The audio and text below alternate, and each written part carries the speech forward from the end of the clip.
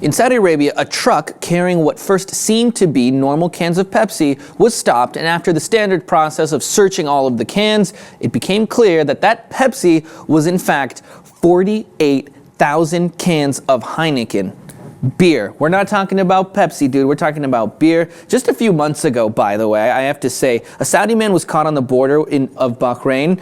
He had 12 bottles sewn into his pants. That was a big deal. I'm sure he got the shit flogged out of him or he went to jail. I can only imagine when they find 48,000 cans of the devil's drink, beer. What do you think, Jose? It's impressive that in the kingdom of the Prophet, where you would think that these are the most orthodox, observant Muslims in the world, you see that this has to be part of a bigger ring that keeps bringing alcohol. I mean, I thought that I've seen a lot of really creative smuggling, especially in the south border of the United States or in Central America, but this one, it's so simple. Yeah. That it's funny. How many times they actually pull it off, who knows? Yeah, who knows how many people actually get away with this stuff. I mean, drinking on the street. Exactly. I mean, 48,000 cans. You don't go into, that's not a small investment. You go into that with confidence that you're going to get past, right?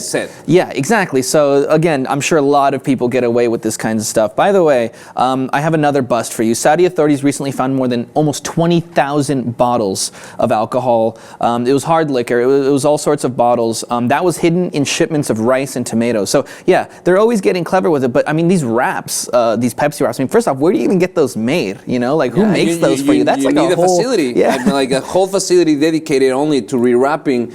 They went to the cans. Chinese school of bootlegging, and that's pretty good. That's very, very clever, and I'm surprised that they even got caught. But again, I'm sure most people don't, right? I mean, it's what we see when we have these oppressive regimes. The population eventually will find a way to break the rules. They will, there's no way you can regulate to the point where people lose interest in the things that they like. But it's surprising that in a Muslim country, there's 48,000 cans that someone wants, because otherwise they wouldn't be trying to smuggle in them in. Yeah, I'm imagining there's like a belt or like a leather shop in Saudi Arabia. You go and you give him the wink and he turns the lever and the whole thing just turns into a liquor store. A 7-Eleven, God forbid. Yeah.